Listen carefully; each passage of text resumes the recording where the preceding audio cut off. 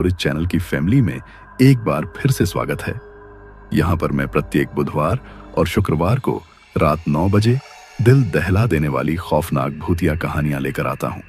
इसलिए आप सभी से गुजारिश है कि आप सब इस समय चैनल से जरूर जुड़ें। और हाँ, एक बात और, कहानी सुनने के बाद आपको ये कहानी कैसी लगी लाइक और कमेंट करके जरूर बताएं और चैनल को सब्सक्राइब करना भी न भूलें। हम ऊपर के 5 कमेंट्स आने वाली अगली कहानी के आखिर में शामिल करेंगे। तो दोस्तों, तैयार हो जाओ, क्योंकि खौफ का एक नया सफर अब शुरू होता है। जनवरी की सर्द रात थी और मेरी कलाई पर बंधी घड़ी में 2:15 हुए थे। घना कोहरा जैसे मेरे ट्रक की हेडलाइट्स को निगल जाना चाहता था। जैसे उस सफेद कोहरे से सड़क पर एक धुंधली सी सुरंग बन रही थी। तभी मेरे 16 चक्कों वाले ट्रक के एयर ब्रेक की तीखी चीख और हाइड्रोलिक्स की फुफकार ने कसारा घाट की उस भयानक खामोशी को चीर दिया। वहां पर मेरे ट्रक के इंजन की घरघराहट के अलावा कोई और आवाज नहीं थी, सिवाय मेरी तेज चलती सांसों के, जो केबिन के ठंडे शीशों पर धुंध बनकर जम रही थी। ट्रक की हेडलाइट्स की उस कमजोर रोशनी में सड़क के ठीक बीचों बीच एक बच्चे की छोटी सी लाल रंग की तिपहिया साइकिल खड़ी थी, जो देखने से बिल्कुल नई लग रही थी। उस टूटी फूटी सड़क के मुकाबले एकदम बेमेल, जैसे किसी ने अभी अभी उसे दुकान से निकालकर वहां रख दिया हो। उसकी चमकदार लाल पेंट पर ओस की बूंदें मोतियों की तरह चमक रही थीं। आसपास न कोई बच्चा था, न ही कोई और गाड़ी, कुछ भी नहीं। बस वो साइकिल एक खामोश पहरेदार की तरह हमारे रास्ते में खड़ी थी। मैं चौंक कर बोला, वाहेगुरु, ये क्या भला है? मेरी आवाज में थकान और अविश्वास का मेल था। मेरी तो उम्र ही गुजर गई थी इन सड़कों पर। मुझे 20 साल से ज्यादा हो गए थे चक्का घुमाते हुए। मैं बलविंदर सिंह, पंजाब के एक छोटे से गांव का रहने वाला, इस लोहे के घोड़े को तब से हाँक रहा हूं जब मेरे चेहरे पर दाढ़ी भी ठीक से नहीं आई थी। इन बीते हुए सालों में मैंने सफर के दौरान सैकड़ों जानवरों को बचाया है। नीलगाय, जंगली कुत्ते, एक बार तो एक सांड से भिड़ते भिड़ते बचा। पर ये क्या भला थी? रात के 2 बजे कसारा घाट के बीचों बीच एक बच्चे की 3 पहियों वाली साइकिल आखिर कहां से आई? इस वीरान सड़क पर, जहां दिन में भी जाने से पहले इंसान 10 बार सोचता है, आखिर वहां ये खिलौना क्या कर रहा था? तभी मेरे बगल की सीट पर सो रहा मेरा हेल्पर पप्पू झटके से उठा। वह 20-21 साल का लड़का था। उसका खून तो गर्म था, लेकिन चेहरा डर से सफेद पड़ गया था। उसने आंखों को मलते हुए घबराकर मेरी तरफ देखते हुए पूछा, क्या हुआ उस्ताद? रोक क्यों दी? मैं कुछ बोल नहीं पाया, बस उस तिपहिया साइकिल की ओर उंगली से इशारा कर दिया। उसकी नजरें हेडलाइट की रोशनी का पीछा करती हुई उस साइकिल पर जाकर टिक गईं। एक पल के लिए तो उसने कुछ नहीं कहा, बस उसे घूरता रहा। फिर उसकी आवाज में भी वही हैरानी और डर घुल गया। उस्ताद, ये यहां क्या कर रही है? वो साइकिल वहीं पर खड़ी थी, एक नामुमकिन से खामोश सवाल की तरह। और उस सवाल का जवाब जानने की तो हमारी हिम्मत नहीं हो रही थी। इस कहानी के इस नामुमकिन से सवाल को समझने के लिए आपको मेरे साथ 8 घंटे पीछे चलना होगा। उस वक्त जब ये मनहूस रात शुरू भी नहीं हुई थी। शाम के करीब 6 बजे थे। सूरज पहाड़ों के पीछे छिपने की तैयारी कर रहा था और आसमान में जैसे सिंदूरी रंग घुलने लगा था। हम नासिक के लिए माल लेकर निकले थे और सफर काफी लंबा था। लगभग 7-8 घंटों तक लगातार ट्रक चलाने के बाद मेरे पेट में चूहे दौड़ने लगे थे। इसलिए मैंने ट्रक को शेर पंजाब ढाबे के सामने रोक दिया। ये ढाबा हम ट्रक वालों के लिए किसी जन्नत से कम नहीं था। तेज रोशनी से नहाया हुआ और हवा में तंदूरी रोटी, डीजल के धुएं और बजते हुए पंजाबी गानों की मिलीजुली महक थी। ऐसे ढाबे हम ट्रक वालों के लिए किसी घर जैसे होते हैं। कुछ देर के लिए ही सही, लेकिन ये सड़क की तन्हाई से तो राहत देते हैं। मैंने और पप्पू ने उस ढाबे पर पड़ी एक खाली चारपाई पर जगह बनाई। पप्पू अपनी उम्र के लड़कों की तरह हर समय फोन में घुसा रहता था। उसे दुनिया की पुरानी बातों, किस्से कहानियों से कोई मतलब नहीं था। वो हर चीज को टेक्नोलॉजी और गूगल मैप्स से तौलता था। उसके लिए जैसे दुनिया एक छोटी सी स्क्रीन पर सिमट आई थी। मैंने दाल मखनी और गर्मा गर्म तंदूरी रोटी का ऑर्डर दिया और साथ में चिकन करी पैक करने को कहा ताकि रात में भूख लगे तो काम आए।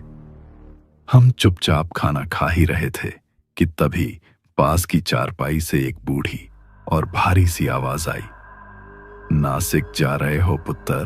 मैंने मुड़कर देखा तो उस चारपाई पर एक बुजुर्ग सरदार जी बैठे थे। उम्र यही कोई 70 के पार रही होगी। उनकी एक आंख नहीं थी और चेहरे पर सड़कों की धूल और तजुर्बे की गहरी लकीरें थीं, जैसे किसी ने उनके जीवन का नक्शा उनके चेहरे पर ही बना दिया हो। उनकी सफेद दाढ़ी उनकी छाती तक आ रही थी और पगड़ी का रंग भी फीका पड़ चुका था। जब मैंने सिर हिलाकर हां कहा तो वो धीरे धीरे उठकर हमारी चारपाई पर आकर बैठते हुए बोले, कौन से रास्ते से जाओगे? उन्होंने अपनी अकेली आंख से मुझे ऐसे घूरा जैसे वो मेरे आर पार देख रहे हों। पप्पू ने मुंह में रोटी का टुकड़ा चबाते हुए फोन से नजर हटाए बिना कहा, सरदार जी, कसारा घाट वाला रास्ता लेंगे। गूगल मैप्स बता रहा है रात को ट्रैफिक नहीं होगा, 3 घंटे बचेंगे। ये सुनते ही जैसे उन सरदार जी के चेहरे का रंग उड़ गया। उनका नाम गुरबचन सिंह था, जैसा उन्होंने बाद में बताया।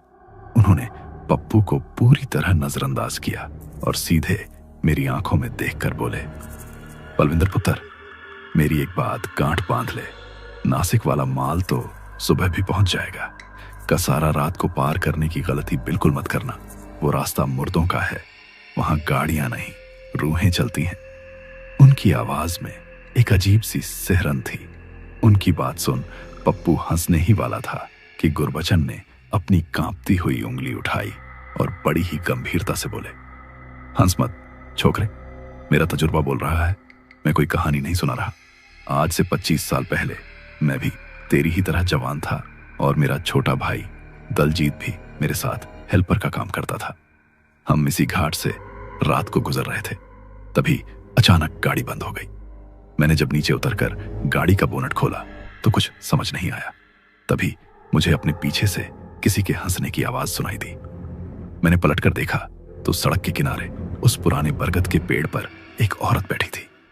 पहले मुझे लगा कोई गांव वाली होगी, पर जब उसने मेरी तरफ देखा, पुत्र, उसका सिर नहीं था और वो हंस रही थी बिना मुंह के। वो हंसी नहीं लग रही थी, बल्कि ऐसा लग रहा था कि जैसे कोई लोहे को पत्थर पर घिस रहा हो। मैं डर के मारे ट्रक में घुस गया और दरवाजा बंद कर लिया। दलजीत सो रहा था। मैंने उसे जगाने की कोशिश की, पर वो नहीं उठा। डर से मैं बेहोश हो गया। जब सुबह मेरी आंख खुली तो मैं ट्रक में अकेला था। दलजीत, वो उस रात के बाद कभी नहीं मिला। जब मैं पुलिस स्टेशन उसकी रिपोर्ट दर्ज कराने गया तो वहां से मुझे ये कहकर वापस लौटा दिया गया कि उसे कोई जानवर उठा ले गया होगा, पर मैं जानता हूं उसे वो घाट निगल गया। गुरबचन की अकेली आंख में आंसू भर आए थे। उनकी कहानी सुनकर ढाबे पर एक अजीब सी खामोशी छा गई थी। पास की चारपाई पर बैठे 2 और ड्राइवर जो हमारी बातें सुन रहे थे, उन्होंने भी सिर हिलाकर गुरबचन की बात का समर्थन किया। उनमें से एक बोला, सरदार जी ठीक कह रहे हैं, उस घाट पर रात को अजीब चीजें होती हैं, मोबाइल भी काम करना बंद कर देता है।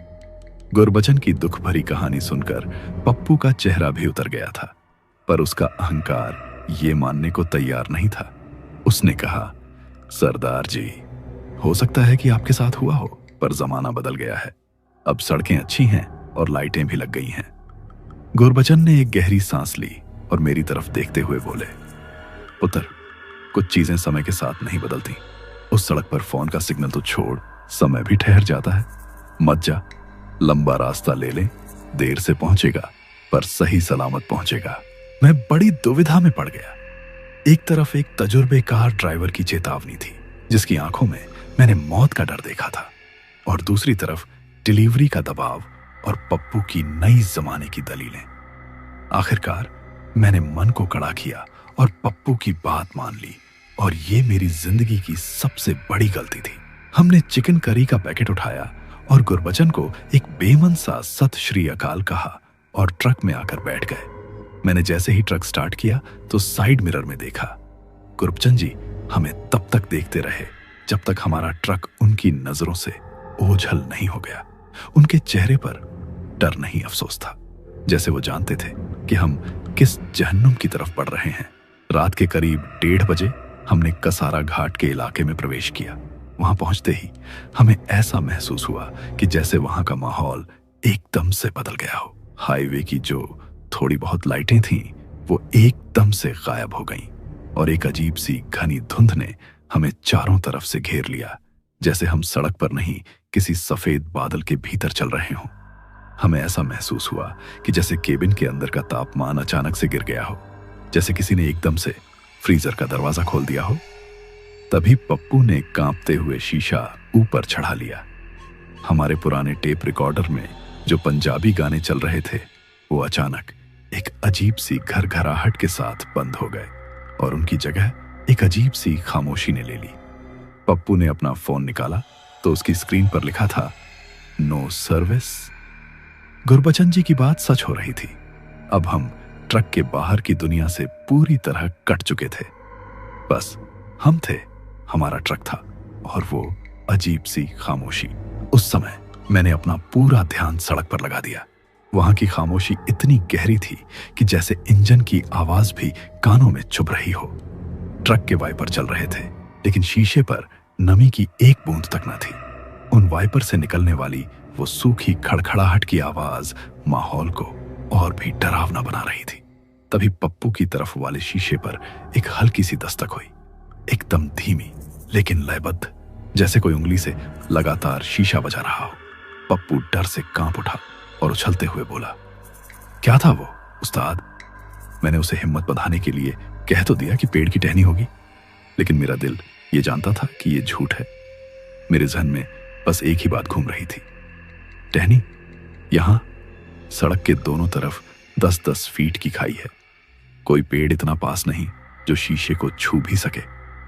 अब एक अजीब सा डर मेरे खून में धीरे धीरे जहर की तरह घुलने लगा था। पप्पू ने टॉर्च जलाकर केबिन से बाहर देखने की कोशिश की, लेकिन धुंध इतनी घनी थी कि टॉर्च की रोशनी 2 फीट आगे भी नहीं जा पा रही थी। तभी वैसी ही दस्तक मेरी तरफ वाले शीशे पर भी होने लगी, लेकिन इस बार वो दस्तक ज्यादा जोर से हो रही थी। डर से हम दोनों वहीं जम गए। ये कोई टहनी नहीं थी, बल्कि ये कुछ था जो हमारे साथ साथ चल रहा था, जो हमें अपना एहसास दिलाकर ये बताना चाहता था कि हम यहां पर अकेले नहीं हैं। जब वो दस्तक बंद हुई तो उसकी जगह एक और ज्यादा डरावनी चीज ने ले ली। हमें अचानक एक बच्चे के हंसने की आवाज सुनाई देने लगी, जैसे कोई छोटा बच्चा खिलखिलाकर हंस रहा हो। वो आवाज उस सफेद धुंध में से आ रही थी, कभी दाईं तरफ से तो कभी बाईं तरफ से। ऐसा लग रहा था कि जैसे कोई बच्चा हमारे ट्रक के साथ लुका छिपी खेल रहा हो। तभी पप्पू ने मेरी तरफ देखते हुए कांपती हुई आवाज में कहा, उस्ताद ये क्या है? पप्पू की आवाज में अब डर साफ झलक रहा था।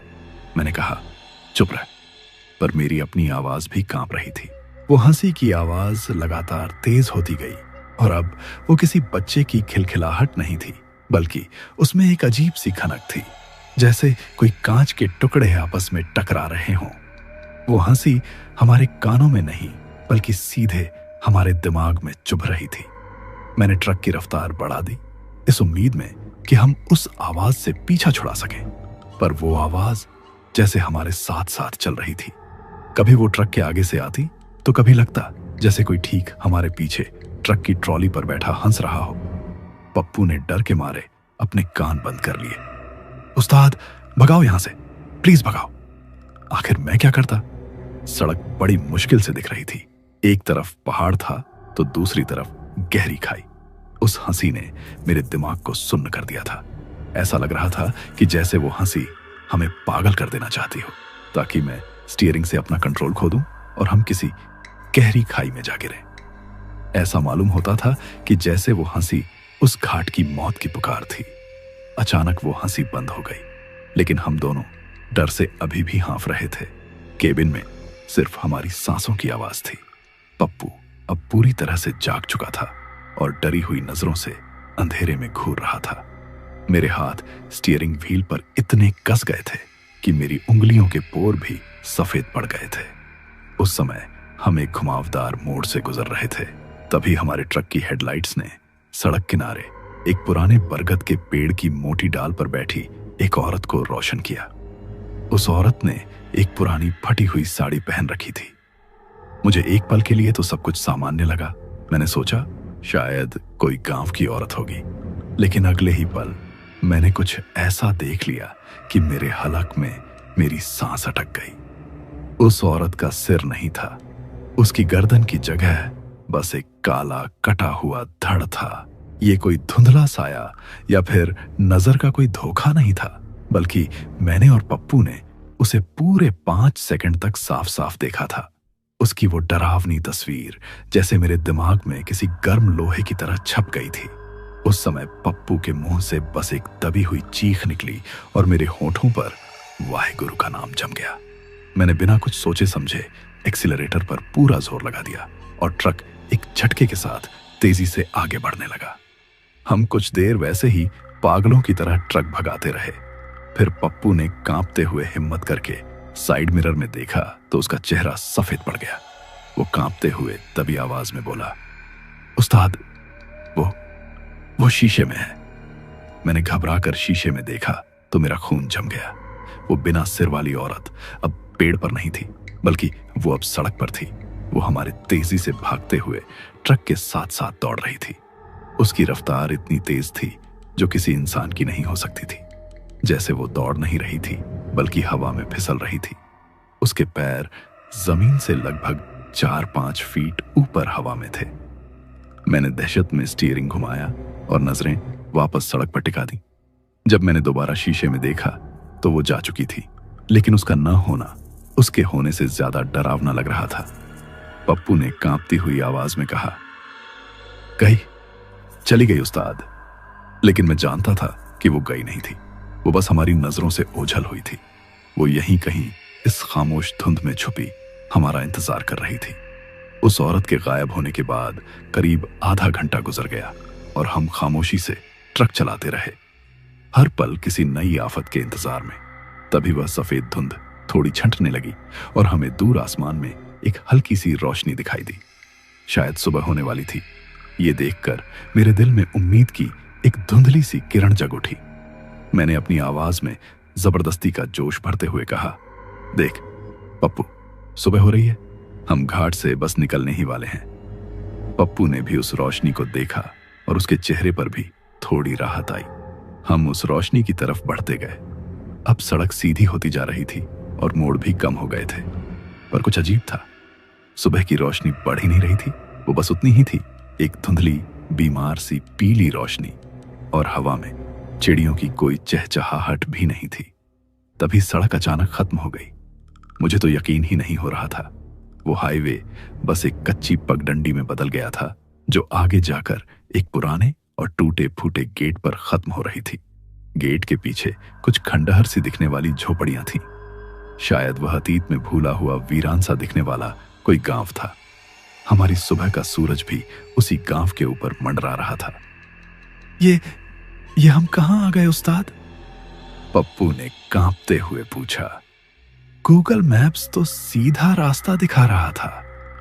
मैंने ट्रक को पीछे करने की कोशिश की, पर पहिए कीचड़ में धंस गए। ट्रक बुरी तरह से कीचड़ में फंस चुका था। तभी ट्रक की हेडलाइट्स एक आखिरी बार झपकी और बंद हो गईं। अब हमारे पास रोशनी का एकमात्र जरिया वो अजीब सी दिखने वाली झूठी सुबह थी। मैंने दिल पर पत्थर रखकर कहा, नीचे उतरना पड़ेगा, देखते हैं पहियों को कैसे निकाल सकते हैं। हमने ट्रक के दरवाजे खोले और बाहर की हवा में कदम रखा। हवा में अजीब सी नमी और सड़न की गंध थी। वह गांव पूरी तरह से वीरान था। झोपड़ियां ढह चुकी थीं और उन पर जंगली बेलें चढ़ गई थीं। पर एक चीज बड़ी ही अजीब थी। उस गांव के बीचों बीच एक कुआं था और उसके पास किसी के गीले पैरों के निशान थे, जो एक झोपड़ी की तरफ जा रहे थे। पप्पू ने फुसफुसाकर कहा, उस्ताद, वहां कोई है? हम हिम्मत करके उस झोपड़ी की तरफ बढ़े तो देखा कि उस झोपड़ी का दरवाजा खुला हुआ था। भीतर घुप अंधेरा पसरा था। मैंने अपनी टॉर्च जलाई और उस झोपड़ी के भीतर रोशनी डाली। अब जो हमने उस झोपड़ी के भीतर देखा, उससे हमारे होश ही उड़ गए। उस झोपड़ी की दीवार पर कोयले से एक औरत और एक छोटी बच्ची की तस्वीर बनी हुई थी और उस तस्वीर के नीचे जमीन पर एक चांदी की पायल रखी थी। जिसके घुंघरू टूटे हुए थे और पायल के पास एक पुराना पीला पड़ चुका अखबार का टुकड़ा पड़ा था। मैंने कांपते हाथों से उसे उठाया। खबर 25 साल पुरानी थी। उसमें लिखा था कि कसारा घाट के पास के एक गांव में एक औरत ने अपनी बच्ची के साथ कुएं में कूदकर जान दे दी थी, क्योंकि गांव के कुछ लोगों ने उस पर डायन होने का इल्जाम लगाया था। तभी अचानक हमारे पीछे कुएं के पानी से छपाक की आवाज आई। हमने पलटकर उस ओर देखा तो कुएं का पानी अपने आप बाहर आ रहा था और वो गीले पैरों के निशान अब हमारी तरफ बढ़ रहे थे। तभी उस झूठी सुबह की रोशनी कहीं गायब हो गई और हम एक बार फिर से घने काले अंधेरे में डूब गए। हम वहां से पागलों की तरह भागे। ट्रक तक पहुंचना ही हमारा एकमात्र लक्ष्य था। हमारे पीछे हमें किसी के दौड़ने की नहीं बल्कि घिसटने की आवाज आ रही थी और साथ में एक औरत के सिसकने की। हम जैसे तैसे ट्रक में घुसे और दरवाजे भीतर से लॉक कर दिए। मैं कांपते हाथों से चाबी घुमाने लगा पर इंजन स्टार्ट नहीं हो रहा था। तभी एक औरत का साया ट्रक के सामने आकर खड़ा हुआ। फिर दूसरा, फिर तीसरा, फिर देखते ही देखते उस समूचे वीरान गांव की रूहें हमारे ट्रक को घेर कर खड़ी हो गईं। दर्जनों औरतें, मर्द और बच्चे। उनके चेहरे खोखले और आंखें अंधेरे गड्ढों जैसी थीं। वो सब हमें घूर रहे थे। तभी उस भीड़ के बीच से वो लाल तिपहिया साइकिल धीरे धीरे हमारी तरफ लुढ़कती हुई आई। उस पर कोई बैठा नहीं था, किंतु उसके पैडल अपने आप ही घूम रहे थे और उसकी घंटी ट्रिन ट्रिन करके अपने आप ही बज रही थी। साइकिल हमारे ट्रक के ठीक सामने आकर रुक गई। मैंने पागलों की तरह इग्निशन में चाबी घुमाई। स्टार्टर की घरघराहट उस खामोशी में गूंज रही थी, लेकिन इंजन स्टार्ट नहीं हो रहा था। वो साये करीब आते जा रहे थे। तभी उनमें से एक ने अपना हाथ ऊपर उठाया। मैंने देखा कि उसकी उंगलियां लंबी और नाखून किसी जानवर के पंजों की तरह नुकीले थे। मैं समझ गया कि वो सिर्फ हमारा रास्ता नहीं रोक रहे थे, बल्कि वो हमारे लिए ही आए थे। मुझे एक पल के लिए लगा कि जैसे सब खत्म हो गया। फिर मुझे अपने डैशबोर्ड पर रखी हनुमान जी की छोटी सी मूर्ति याद आई। मुझे मेरे दादाजी ने दी थी। वो कहते थे, पुत्र, जब कोई रास्ता ना दिखे तो बजरंग बली का नाम लेना। मैंने पूरी हिम्मत बटोर कर मूर्ति को हाथ में लिया और उसे जोर से भींचा और आंखें बंद करके पूरी ताकत से हनुमान चालीसा की पहली पंक्ति चिल्लाई, जय हनुमान ज्ञान गुण सागर। जैसे ही मैंने हनुमान चालीसा का पाठ शुरू किया, वैसे ही बाहर खड़ी रूहों ने एक साथ चीखना शुरू कर दिया। उनकी चीखें हवा में नहीं बल्कि सीधे मेरे दिमाग में गूंज रही थीं। हमारा ट्रक भी बुरी तरह से हिलने लगा था, जैसे कोई उसे उठाकर पटक देना चाहता हो। पप्पू रो रहा था, पर मैंने हनुमान चालीसा का पाठ बंद नहीं किया। मैं पूरी हनुमान चालीसा पढ़ता गया। मेरी आवाज डर से कांप रही थी, पर मेरे दिल में एक आखिरी उम्मीद थी। जैसे ही मैंने आखिरी पंक्ति खत्म की, वैसे ही मैंने एक आखिरी बार चाबी घुमाई और तभी एक कान फाड़ देने वाली आवाज के साथ ट्रक का इंजन स्टार्ट हो गया। मैंने एक पल भी नहीं सोचा, गियर बदला और एक्सीलरेटर को जमीन से मिला दिया। ट्रक सीधे उस तिपहिया साइकिल और उन साइयों की दीवार की तरफ भागा। मुझे लगा एक भयानक टक्कर होगी और हड्डियां टूटने की आवाज आएगी, लेकिन ऐसा कुछ नहीं हुआ। न कोई आवाज आई और न ही कोई झटका लगा। बस एक सामूहिक दिल चीर देने वाली चीख हमारे कानों में नहीं बल्कि सीधे हमारे दिमाग के अंदर गूंजी। एक ऐसी चीख जिसमें दर्द भी था, गुस्सा भी था और नफरत भी। मैं पागलों की तरह ट्रक चलाता रहा और तब तक नहीं रुका जब तक सुबह की पहली असली किरण ने पेड़ों को चीरकर अंधेरे को हटाना शुरू नहीं कर दिया। जैसे ही हम घाट से उतरकर मैदानी इलाके में आए, वो दम घोंटने वाला माहौल भी खत्म हो गया। हवा ताजी लगने लगी, चिड़ियों की चहचहाहट सुनाई देने लगी। हम दोनों चुप थे, कांप रहे थे और ठंडे पसीने में भीगे हुए थे। मैंने एक छोटे से चाय के खोखे पर जाकर ट्रक रोका और हम बिना कुछ बोले ट्रक से नीचे उतरे। चाय वाले ने हमारे चेहरे देखे और शायद सब समझ गया। उसने बिना कुछ पूछे 2 गर्म चाय के गिलास हमारे हाथों में थमा दिए। उसकी दुकान के कोने में एक छोटा सा मंदिर था, जहां पर एक छोटा सा दिया जल रहा था। मैं काफी देर तक उस मंदिर की तरफ ताकते हुए ट्रक चलाता रहा। जैसे ही वो मंदिर के करीब पहुंचा, मैं अपनी चाय बंद कर दी। ट्रक में बैठकर मैंने सोचा, अगर आज मेरी मौत हो गई तो मन ही मन हमें उस भारी विपदा से बचाने के लिए ईश्वर को धन्यवाद देता रहा। जैसे जैसे सूरज आसमान में चढ़ रहा था, पप्पू भी सदमे से थोड़ा बाहर निकला और ट्रक का चक्कर लगाने गया, ये देखने के लिए कि कोई नुकसान तो नहीं हुआ। वो ट्रक के सामने जाकर रुक गया। उसकी आवाज कांप रही थी। उस्ताद, इधर आओ। मैं उसके पास गया तो मैंने जो देखा उसने मेरे पैरों तले से जमीन खिसका दी। ट्रक के मोटे स्टील के बम्पर पर 3 लंबी गहरी खरोंचें थीं, जैसे किसी बहुत ताकतवर चीज ने अपने नुकीले पंजों से उसे रोकने की कोशिश की हो। खरोंचें इतनी गहरी थीं कि स्टील के अंदर तक पहुंच गई थीं, और उन खरोंचों के ठीक नीचे रेडिएटर की जाली में फंसी हुई एक चीज जो सुबह की धूप में चमक रही थी। वो एक चीज थी चांदी की एक पुरानी काली पड़ चुकी पायल। ये वही पायल थी जो हमने उस वीरान झोपड़ी में देखी थी। पप्पू उस पायल को देखकर फूट फूट कर रोने लगा। उस दिन नासिक पहुंचकर माल उतारने के बाद उसने अपना हिसाब लिया और कहा, उस्ताद, मैं घर जा रहा हूं। गूगल मैप्स सड़कें तो बता सकता है, पर उन सड़कों पर चलने वालों के बारे में नहीं। वो चला गया और मैंने उसे फिर कभी नहीं देखा। मैं आज भी ट्रक चलाता हूं। पेट की आग और जिम्मेदारियां सब कुछ करवाती हैं, पर उस पायल को मैंने आज तक संभाल कर रखा है। उसे एक लाल कपड़े में लपेटकर अपनी पगड़ी के अंदर रखता हूं, एक सबूत और एक चेतावनी की तरह कि कुछ सड़कें सिर्फ मंजिल तक नहीं जाती, कुछ सड़कें कहीं और ले जाती हैं। और उन सड़कों पर रात को सफर करने वाले मुसाफिर हमेशा वापस नहीं आते, और अगर आ भी जाएं तो पहले जैसे कभी नहीं रहते।